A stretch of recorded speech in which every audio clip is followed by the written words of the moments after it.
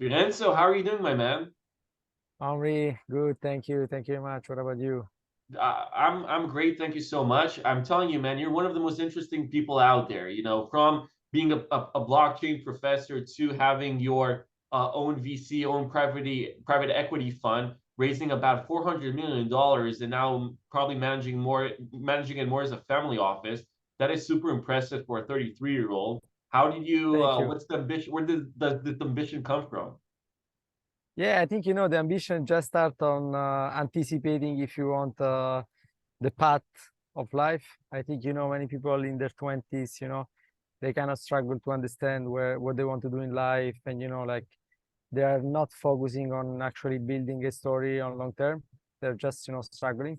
And I think if you're able to identify your path in your life a bit like 4 or 5 years earlier than everyone, you basically have a very strong competitive advantage in terms obviously of time, because eventually what's going to happen, many people in their 30, they realize what they want to do in life. But if you happen to realize that in your early 20s, you have time to have the parties, for sure. But if you're able to, let's say, at least have a focus and say, okay, what's my vision for the next 10 years, I think you can build it. And honestly, I think it's almost like circle effect. Once you Hmm. start putting some stuff, it's grow, it's grow, it's grow, and then eventually it's if you're in the right path, it just get growing organically. I love it. So it's like the compound effect, like Warren Yeah, Buffett, yeah, yeah, right? indeed. Yeah, yeah, indeed. You're right. It's like Absolutely. that. So, when I look at people in their 20s, and obviously I'm in my 20s, but, I used to have friends who, all they cared about was, taking drugs, going to parties, doing those kind of shit. And, I've never been into that kind of scene. I do like parties, but I do feel like you can party for 2 hours a day or 2 hours in a weekend and still provide good results from those partying, but you can use those other time to work and really build that work ethic, build that commitment, and build a vision to yourself. And I completely agree with that, and I definitely see that people who did do that in their 20s are able to lean into that and get great results, better results than their counterparts later on. How did the VC private equity kind of world kind of grasp you? Where is that from? Yeah, I think obviously when you're young, you're passionate about technology and innovation. So obviously, I think if you want, it's when you're speaking about emerging technology and we're investing obviously in blockchain and this kind of stuff, this technology is bought 10 years ago. So, Right. like when you were looking at, okay, where we can have a competitive advantage, like, is it software, what we're going to do again, obviously the big players like Sequoia and the others, right? However, blockchain at the time was, like no one knew about anything. Like there was no PhD in blockchain, there was no Mm. Wikipedia even for blockchain. Everyone was saying I'm an expert in blockchain, but actually no one knew anything. So eventually, if I think a piece of advice is that eventually if you identify some complicated stuff or some niche that actually many people have no idea, it's great because obviously competition is less, but also you are investing yourself and your time in something valuable that eventually will grow, and you'll be one of the first one obviously getting this expertise. So at that time, back in the days, almost 10 years ago, few people have the blockchain expertise, and with my co-founder we saw that actually was valuable for us to focus on that. As eventually money and capital flow will grow into that industry as well, and this is actually what happened in the last 5 years. Hmm. When I think about blockchain, like there's several people that come to mind. I immediately think about like Michael Saylor. I immediately think about like Jack Dorsey, and another person who was really early in that field is Olive Carlson Wee. Have you heard the name? Olive No. Carlson Wee. So he was the second he was the second employee in Coinbase, and after that he left and built out his own venture fund and really got backed by like A16Z and a lot of prominent other Silicon Valley investors. And he was considered the bubble boy of crypto. He made Mm. lots of money. He's been very successful. He's been getting really great results to his LPs. And I wonder, and he also was, by the way, like a story about him is that he was also like studying blockchain and writing about blockchain way, way, way before everyone else kind of took part in that. And my question to you is, right now, when you look at like where there's really prominent figures like, Jack Dorsey, talking at Bitcoin events, and then you have Donald Trump, talking recently at a Bitcoin event, and Bitcoin and crypto and blockchain in general is becoming more and more mainstream. Do you feel like the industry is getting saturated? Do you think the industry is actually getting more comfortable to work with? Is this making life easier for you, harder for you? How would you say that adjustment is in your view? Yeah, I think obviously it's easier now to scale because obviously there is institutional capital. So, like back in the days, raising, 5 million, sorry, dollar for a fund focus on blockchain was completely a success. Hmm. Because obviously, at that time, the all investors were either crypto native or small ultra network. So let's say from a capital allocation perspective, it's definitely easier because obviously if you have a good strategy, whether, that's an hedge fund trading crypto or quantitative, or, maybe a VC, you have more competition, but you have larger pool of capital. Hmm. And also it's also easier because at least today you have a better level of understanding. I think the huge fad about obviously crypto being a money laundering things and all of those kind of stuff is passed away. So I think people now understand that the technology is going to stay and definitely be a prominent technology. So I think it's way easier. Obviously back in the day you had this timing advantage that if you don't have anymore. But if you can focus today, there are a lot of sub niche into the blockchain space which are really growing now. One of the biggest one is Bitcoin layer 2 scaling. So how Hmm. we can improve and scale Bitcoin for transaction, but also as potentially a decentralized platform for build smart contracts like Ethereum it is. So I think there are plenty of interesting niche. Even the intersection between obviously crypto and AI, it's a huge trend. So let's say, honestly, before it was very easy. You were launching a small website and, without a white paper and, you can launch a project. Today, you need to have a more high level of sophistication, but there are plenty of niche which are very powerful today to be exploited in the space. Hmm. You've been playing with investing, and I'm sure you've. I actually don't know this, but I'm guessing that you're not only investing in privately held companies. I'm sure you also have some experience in trading publicly traded stocks, right? In some, Yep. if it's on the personal level Yeah, yeah, or yeah, for sure. like a hedge fund, Yeah. right? So I have a question for you. So like my company, so we have experience on both elements. So we do some private fundraising into private companies, but we also were actually bigger on the publicly traded stocks kind of game. And I wonder, how is your philosophy compared to those two? And I tell you why I'm asking this, because Mhm. I find myself, maybe it's my personality, but I'm like, I don't have as like what I love about publicly traded stocks is that the graphs are there. You know exactly at each point in time, you know exactly how the company is valued, right? You can know if you want to exit a trade or get into a trade. You know if you want to invest long term in a company, if you want to short the company, and in privately held companies, it's much more difficult to know that, and you have to be very patient, very patient. So for you, first of all, my question is like, one, do you find yourself getting impatient with privately held companies? And the second thing is, do you also prefer to kind of move into a more vital market like the publicly traded companies? And if blockchain privately held companies, is that also kind of a form of a more vital market compared to traditional startups? Yeah, that's funny. I think, the only advantage probably of investing in private companies that, if you want, you are in a certain way obliged to control your emotion. Because, Mm-hmm. in a public stock, let's say the stock is high, you say, okay, let's sell. But, as you cannot get out in a private company, sometimes you're stuck with it. And, eventually, by being stuck, you have a good results because, Mm-hmm. the company maybe has a positive news, a good funding round, and then there's an M&A or whatever. So, let's say at least it control your ability on You have on no actually. choice. You You have have no no choice. choice. You have no choice indeed. However, if I may tell you something, I mean, the main reason why obviously we invest a lot in private companies because I think it's fun for us being more kind of an operator approach.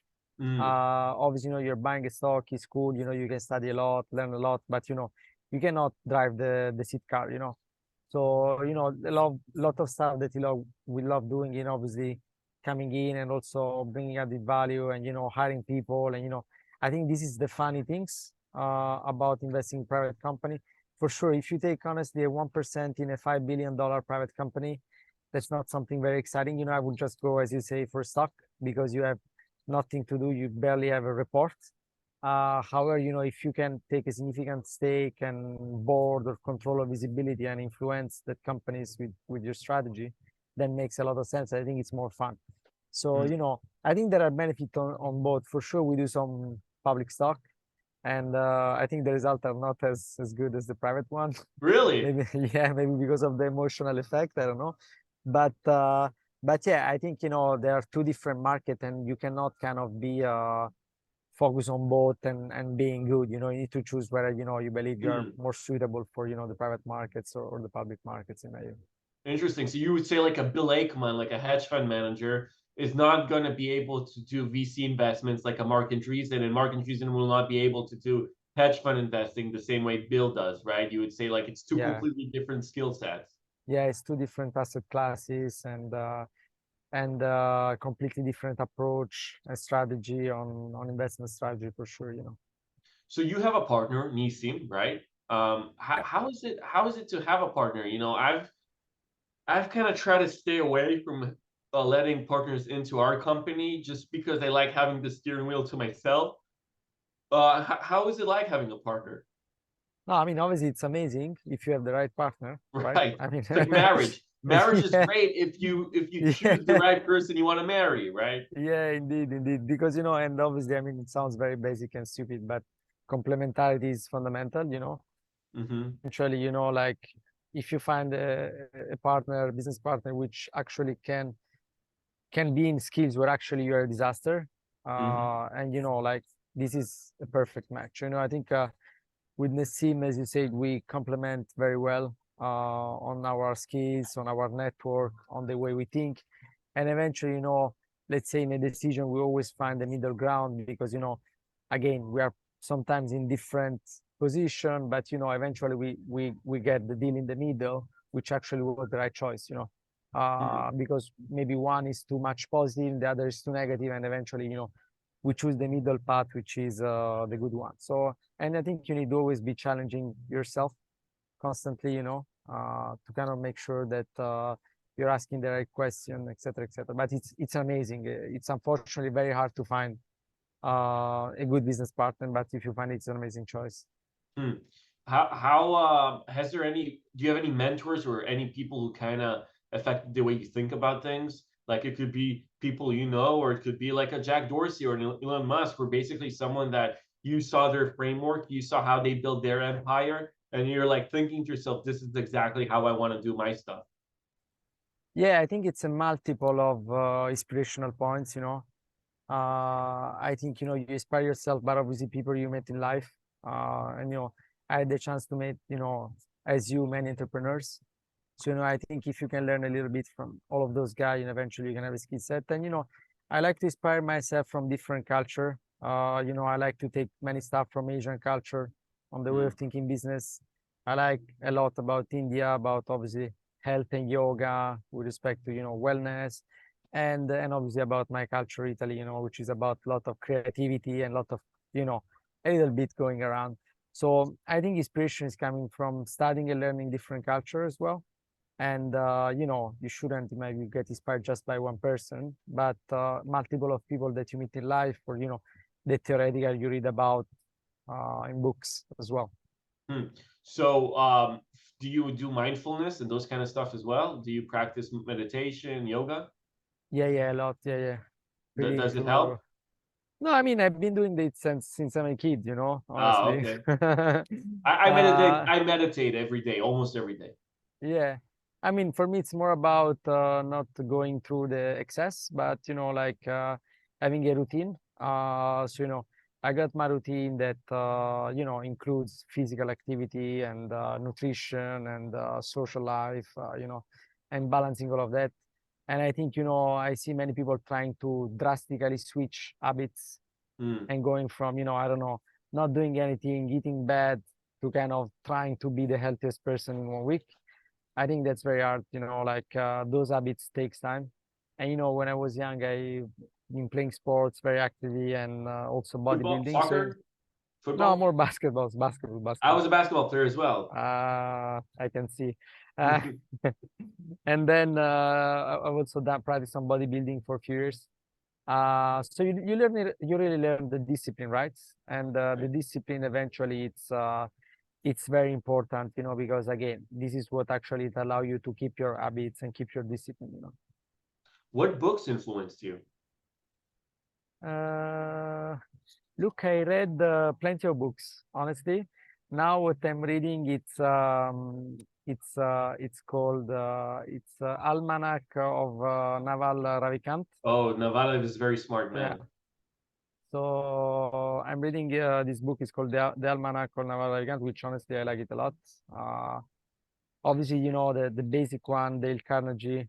I think is very cool how to win friends and influence people. I Right. think some of those books are mainly inspiration on how actually to deal with people, which obviously in my view today it's one of the most important skill in our generation. It's about how to know how to deal with people and emotions. So yeah, and then a few other motivational books as well. Love it. And how does your productivity routine look like? Do you have like, are you like a to-do list guy? Do you have like, No, no, is everything no, on the calendar? no. Are you like Da Vinci, where it's like it's all based on, the intuition and based on, how do you look at those things? No, honestly, I think what's important is that I don't work too much in a day. Hmm. But probably I work 30 minutes and I work very focused, or like 1 hour and it's very focused. Wait, wait, And wait, wait, usually, wait. You work one yeah, hour a day? yeah, I would work on focus stuff 1 hour a day. Yeah, on focus. Like say Right. okay, like what's my let's say what's on the top. But then the rest of the day, it's obviously enjoying and taking chill, taking relax, and conversation. But yeah, I mean, I'm more the kind of creative guy because my passion is also one of my passion is art, Is what? um, art and collecting Art. art. Yes. Yeah, and so like I'm more into a creative mindset. Rather, I hate to-do list. I never done a to-do list. I never put a meeting in the calendar. All is coming again based on creativity and meeting people and trying to have Wow. not so many objective in a day. Just if you do one good things per day, it's enough. Otherwise, better to do one good things that like plenty of to-do list. I mean, this is at least the way I'm used to work. Then some other people are more effective with to-do list and productivity tools for sure. That is crazy. Let's talk about this for a sec because I find this very interesting. Very interesting. So, Hmm. I'm a big I think I told you this before we start recording. I'm really big into I studied I read a lot about Da Vinci and a lot about Michelangelo, and I read a lot about Picasso and Dali, and basically I'm really creative. I love creativity, and I read about all those geniuses.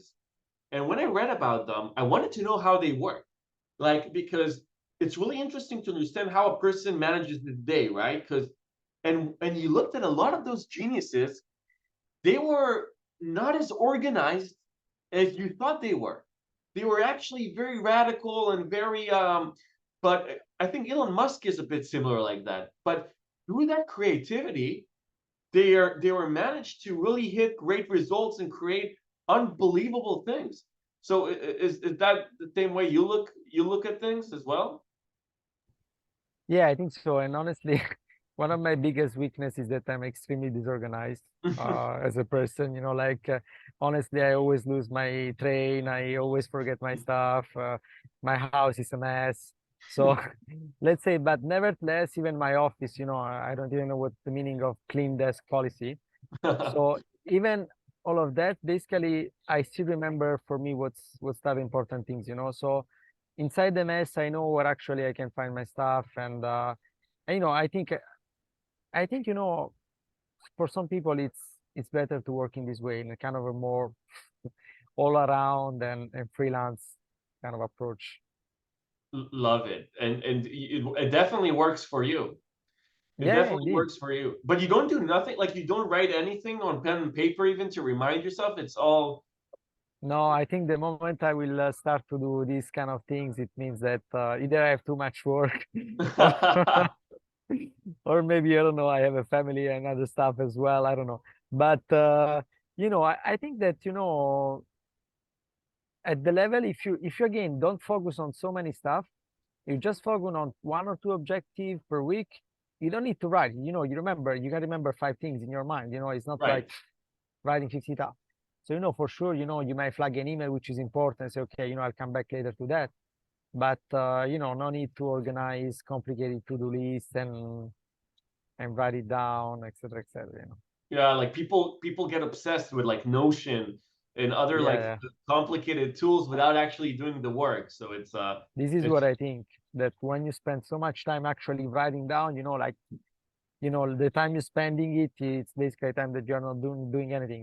that is crazy, and that is so true, man. That is so Yeah, true. Um, cool, man. Listen, you've been such a joy to talk to. I hope you come to Israel very soon so we can meet and we can also do this discussion in our studio. I think it indeed. would be super valuable to our audience. And yeah, man, you're super intelligent, super high IQ. I really enjoyed this conversation. Absolutely. Thank you very much. And I think, also on your side, you'll have great success, because again, you're very young and still in your 20s and doing all of this stuff. So, the path is very good and very, on a good path. So, I'm sure we'll have the chance to meet again in person as well. I hope so. And it's I'm a big believer in a higher power. Yes, So that's everything comes from that. indeed. Thank you Absolutely. so much, Thank brother. you very Thank much, you. Rami. Thank you very much.